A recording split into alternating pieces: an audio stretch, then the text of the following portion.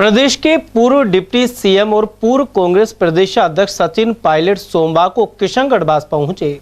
यहां उन्होंने पार्टी प्रत्याशी ललित यादव के लिए जनसभा को संबोधित किया। इस दौरान नेता प्रतिपक्ष टीकाराम जूली और क्षेत्रीय विधायक दीपचंद खैरिया के अलावा अन्य विधायक एवं प्रमुख नेता मौजूद रहे। पायलट ने जहां केंद्र की मोदी सरकार और भाजपा पर प्रहार किए, वहीं ललित यादव को भरपूर समर्थन की अपील की। सचिन पायलट ने कहा कि बीजेपी अब की बार 400 पार का नारा लगा रही है। बहुमत के लिए सिर्फ 272 सीटों की जरूरत होती है। ऐसे में बीजेपी 400 सीट लाकर क्या साबित करना चाहती है।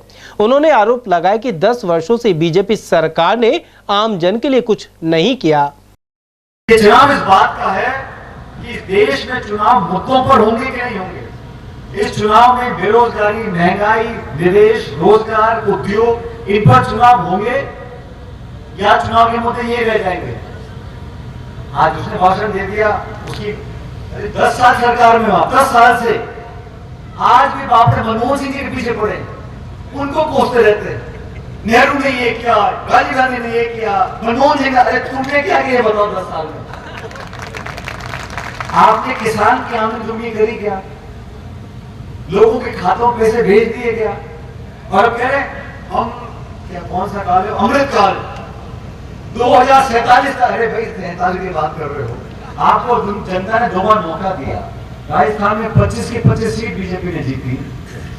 आपने क्या तोप चला दी मुझे बताओ। राजस्थान को क्या दर्जा दिला दिया? कौन सा यहाँ बड़ा काम आपने करा दिया? इसलिए मैं व्यक्तिगत आरोप किसी पर लगाता नहीं, लेकिन आपको देखना पड़ेगा कि रिपोर्ट कार्ड क्या है। 10 साल में क्या काम किए आपने। आज मैं सुबह सीकर में था, फिर झुंझुनू गया, अनिल चोपड़ा लड़ रहा चुनाव ग्रामीण में, जो सभाएं में करके आ रहा हूँ, जो लोगों की भावना में देख रहा हूँ, और जाति बिरादरी से ऊपर उठकर लोग समझ गए कि लोकतंत्र में तराजू को बराबर तोलना पड़ेगा। सोच समझ के वोट का प्रयोग करो। और हम लोगों ने कोशिश की है राजस्थान में, बाकी राज्यों में, कि नौजवानों को मौके मिले। और मुझे खुशी है आज ललित जी आपके बीच उम्मीदवार बनकर आए हैं। तो लंबे समय से मैं जानता हूँ ललित को संघर्षशील व्यक्ति है। और सबसे बड़ी बात क्या है कि डरने वाला व्यक्ति नहीं है, और ना दबने वाला, ना डरने वाला, ना झुकने वाला। और सही कह रहे थे अपने भाषण में, जीत कर दिल्ली जाएंगे क्योंकि वहां पकड़ के बात कर सकते हो, अच्छा बुरा कह सकते हो, एक घर के व्यक्ति की तरह बर्ताव कर सकते हो। उस व्यक्ति को चुनो जो आपके बीच का है, जो आपकी सेवा करना जानता है, जो दुख सुख में आपका भागीदार रहे। ये संदेश देना बहुत जरूरी है। इन बातों को भूल जाओ। ये गोत्र है, ये जाति है, ये फलाना, ये ब्राह्मण, ये बनिया, ये गुजर, ये मीणा, ये जाट, यादव, कोई फर्क नहीं पड़ता।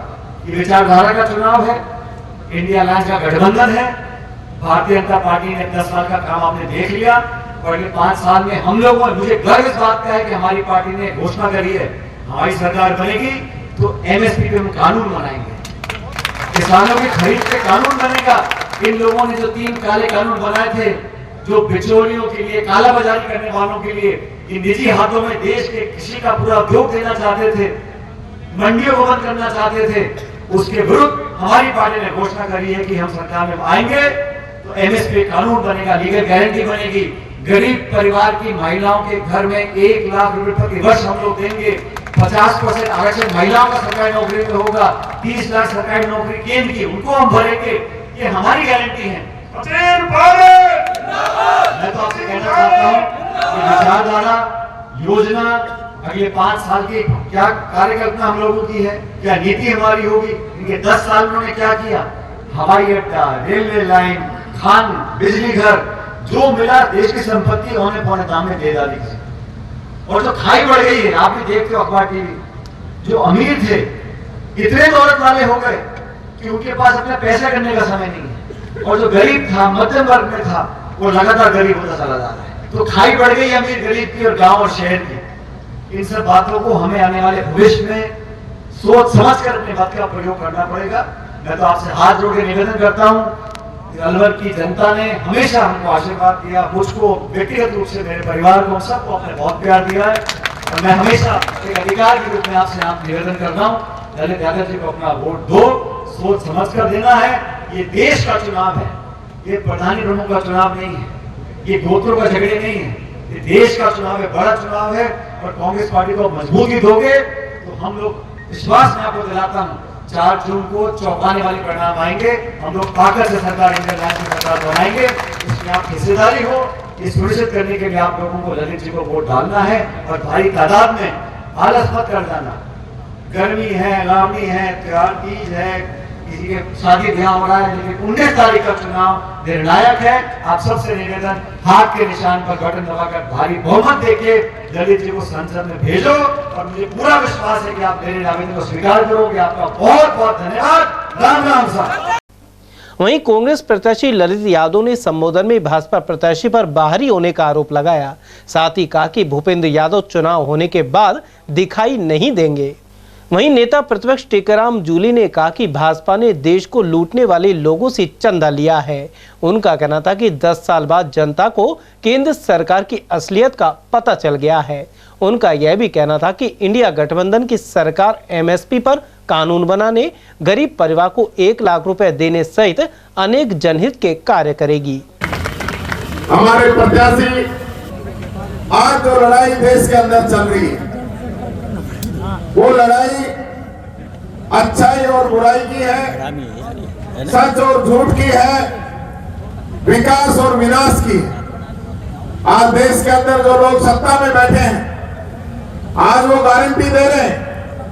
उनकी पुरानी गारंटियों का अगर जिक्र करूं तो चाहे 100 दिन के अंदर काला धन लाने की बात हो, चाहे 2 करोड़ युवाओं को हर वर्ष रोजगार देने की बात हो, चाहे 15-15 लाख खाते में डालने की बात हो, चाहे 1 रैंक 1 पेंशन देने की बात हो, चाहे किसान की आमदनी दुगनी करने की बात हो, चाहे हर गरीब को छत देने की बात हो, चाहे डीजल पेट्रोल रसोई गैस को सस्ती करने की बात हो, चाहे भ्रष्टाचार और आतंकवाद को खत्म करने की बात हो, चाहे डॉलर रुपया बरोबर करने की बात हो, ऐसे जुमले, ऐसी गारंटियां उनकी ऑलरेडी जब्त हो चुकी है। ये बात मैं आप लोगों को बताना चाहूंगा। मोदी जी के भाषण थे जो मैंने अभी आपको बताए।